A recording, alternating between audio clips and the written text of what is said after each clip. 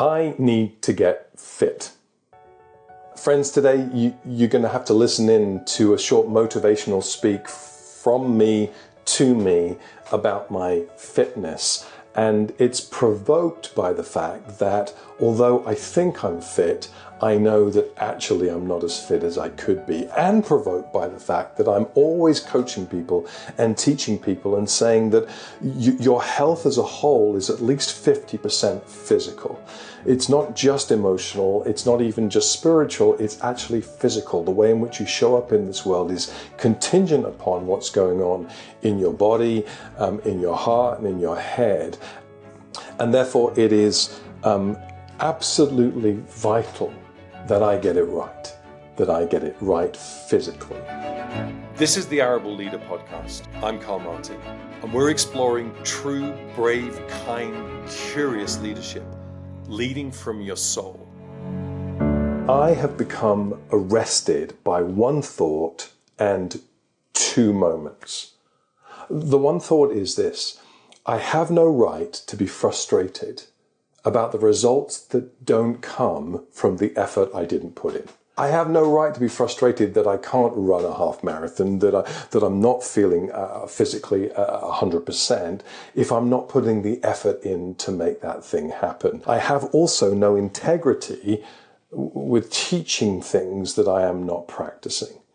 And that goes to the very heart of why we do what we do at Arable. We have no right to be teaching things that we're not actually living practically. And so two moments happened to me recently. The first moment is I listened to a podcast, and I really can't remember who it was, and I can't remember the exact statistics, but they said something like this, that your mortality rate is very contingent on a number of things. If you're type 2 diabetic, you're something like 20% more likely to die young, which was quite a shocking statistic. If you are a smoker, you're 50% more likely to die young.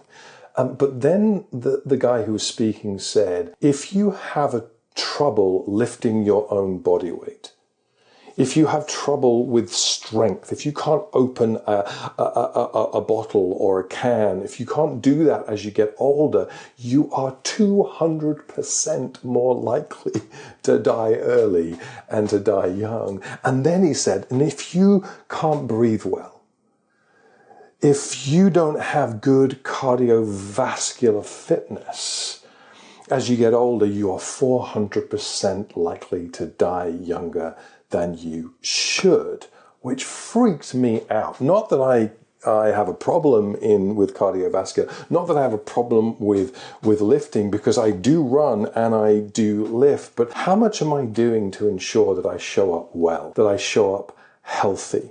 And at the same time as I was thinking this through, I got a DM on my Instagram from a guy called David Donahue, who said something like, hey Karl, love what you're doing, love listening to your podcasts, I love following you on Instagram. I'm a personal trainer, online personal trainer, and I would love to help you. And firstly, I was deeply offended that he looked at me and thought I needed help. Secondly, I began to wonder what he'd been watching and what pictures he had seen. But thirdly, I became kind of a bit convicted that actually, why don't I go after this and have a go at this? So I did. So I have a personal trainer, David, who is helping me with this process. And it's true, it's part vanity and part sanity. The vanity bit is the medium is the message, right? And so I walk into a room, I want what I say to look like what I look like and to be like what I look like. And so I do films and I make videos and I want to look good. That's the vanity part, just being honest. The sanity part is I have a lot I want to contribute to the world.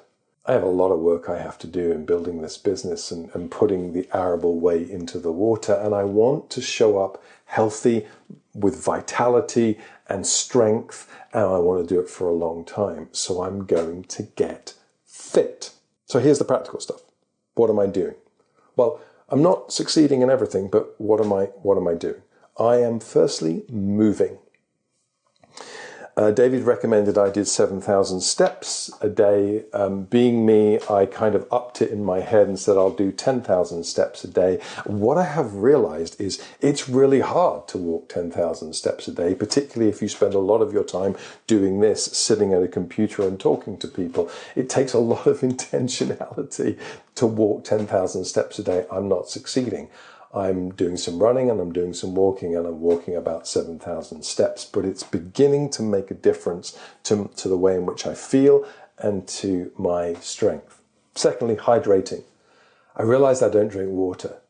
I don't drink anywhere near as much water as my body needs. So I'm trying to glug 3 litres. I've got a bottle here. I'm trying to glug 3 litres of water at least a day. I'm trying to cut back on coffee because I love my coffee in the morning. But what I realized is I don't just have 3 cups of the black gold. I have 4 or 5. And so I'm cutting it back to 3. And then alcohol.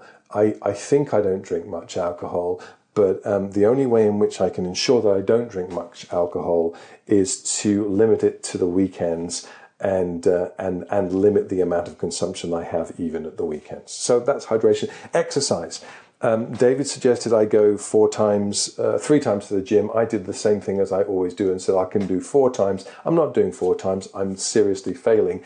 But I have a program that he's put together which is just brilliant, because I don't know if this is you as well, but when I go to the gym, I do the exercise that I like to do and grow the body parts I want to grow. So I do chest and arms, and it's ridiculous. I don't really push myself. I don't do things I don't like doing, and I don't do the things that my body needs. So I've got an exercise where I push, I pull, I do legs, and I even do abs, which one day I'm hoping to discover my abs. Supplements. He's a big believer in supplements, and I recognize that my diet needs supplements. So I'm taking magnesium, I'm taking omega-3s, I'm taking vitamin C's, I'm taking vitamin B3s, I'm taking a multivit as well when I remember to do so, which is most of the time, but I need to get better at it. What am I learning from all of this? I think I'm learning that progress is better than perfection. And I say that because I'm an all or nothing kind of guy. And when I fail one day and I don't walk the steps and I don't do the exercise, or I eat something I shouldn't eat, my temptation is to give up and forget it all and call myself a failure and not continue on the program. No, progress over perfection. I'm getting better. I'm doing some things, and failure is not a reason to quit. The second thing I'm learning is that everything I really want that's going to be good for me in my life comes the other side of the resistance that I feel to doing that very thing, which is the complicated way of saying, if it feels hard, it's probably good for you.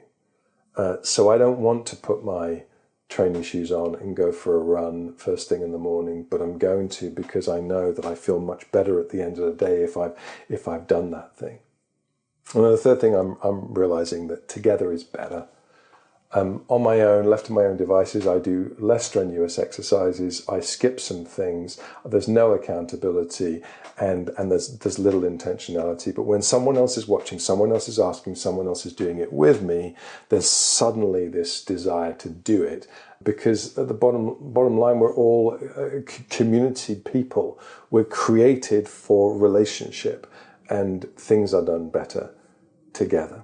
One piece of confession to you, and I don't really understand why this is weird for me, but David asked me to weigh myself and measure myself, and by measure myself, he asked me to take some pictures of myself, like semi-naked, like not weird, but like with my shirt off, so that I could see the difference. And he asked me to get a tape measure and actually measure the circumference of my waist or my belly.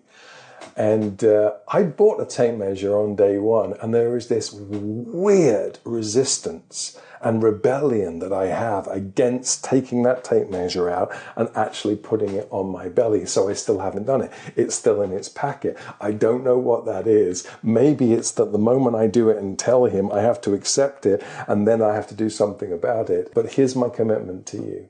By this time next week, I will have unwrapped that tape measure, I will have measured myself, and I'll be on a journey to accountability in my fitness journey. Friends, I hope you understand this rant. 50% of your leadership challenge is physical.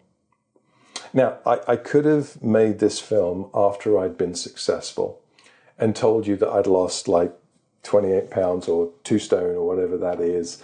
And I'm doing great now and look at me. And by the way, I'll never publish before and after pictures. You're never going to have to see that in your world. But I've decided that for the sake of accountability, it's really healthy for me to say I'm not all that, but I'm going to be. And this is my story. You've been watching The Arable Leader with Karl Martin. Subscribe for more episodes with great leaders. And you can also listen to The Arable Leader wherever you get your podcasts. For more resources for leading in a healthy way, visit arableco.com and check out Karl's new book, The Cave, the Road, the Table, and the Fire: